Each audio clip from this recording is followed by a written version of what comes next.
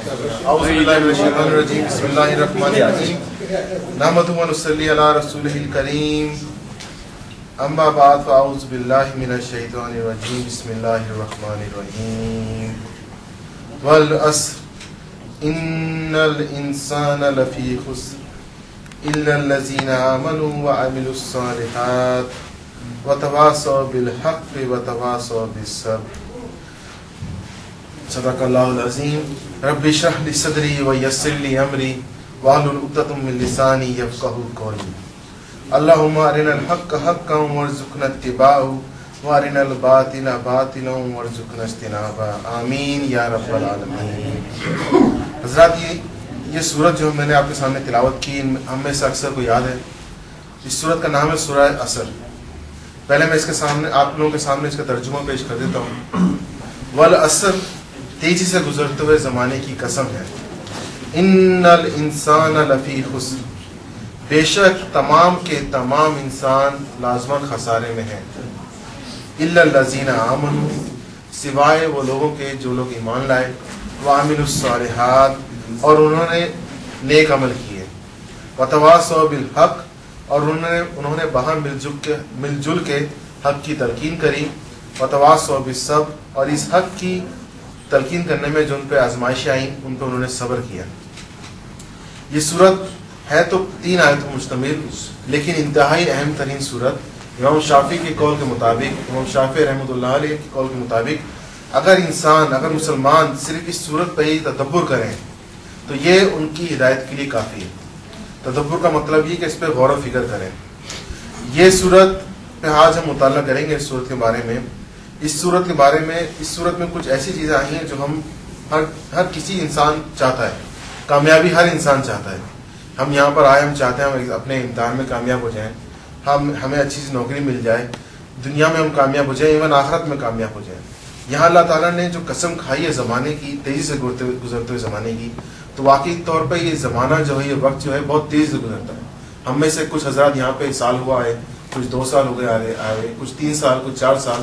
میں پرسنلی 40 سال سے جو لوگ آئے ہیں ان سے ملا ہوں، اور وہ کہتے ہیں ایسا لگتا ہے کہ جیسے کل تک کی بات تھی کہ ہم یہاں آئے، اور اب بالکل بھی پتہ نہیں چلتا۔ بچے بڑے ہو گئے اور بان مطلب بچوں کے ہی بچے ہو گئے، بالکل وقت کا پتہ نہیں چلا۔ آپ ابھی بھی اپنی زندگی میں پیچھے نظر دوڑائیں تو آپ کو لگے گا آپ کا اسکول کا زمانہ بالکل قریب، بالکل ابھی ایسی کل کی بات ہے، لیکن وہ گزرے ہوئے بھی اس کو 12 سال 13 سال 14 سال ہو چکے۔ تو یہ جو وقت ہے بہت تیزی سے گزر رہا ہے، بہت تیزی سے گزر رہا ہے، اور اس وقت کی قدر واقعی میں ہم لوگوں کو پہچاننی چاہیے۔ المیہ یہ ہے کہ ہم مسلمان کو جو اس کی وقت کی قدر ہونی چاہیے تھی، ان سب سے زیادہ لاپرواہی ہم لوگوں میں ہے۔ کسی کو آپ ٹائم دیں 9 بجے کا تو اس کا مطلب ہے 9:30 بجے۔ تو اس کے یہ تو ایک مثال ہے۔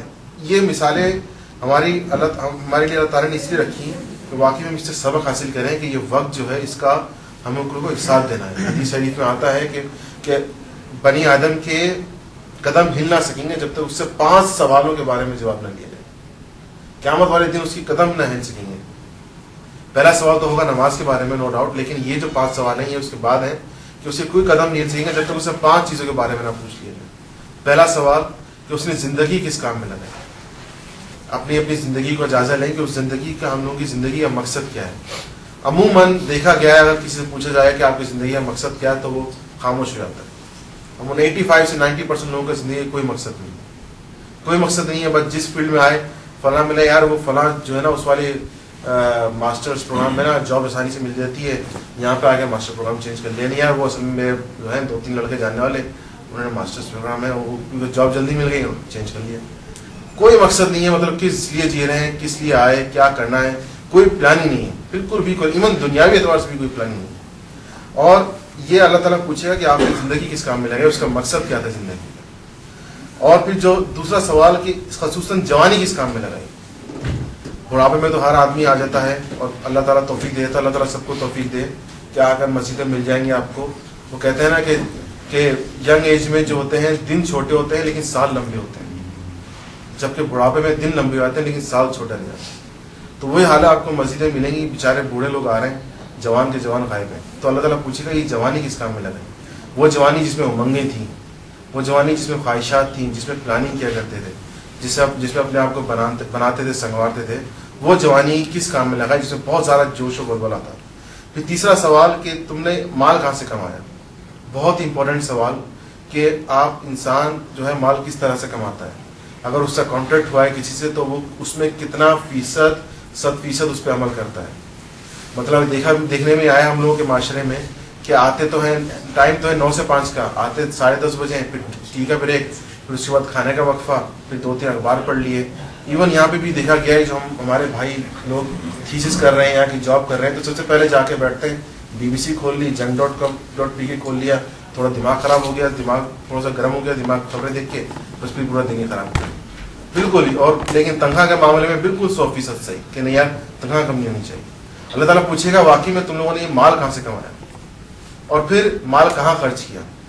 بیوی بچوں پہ بھی خرچ کرنا ہے, ماں باپ پہ بھی خرچ کرنا ہے.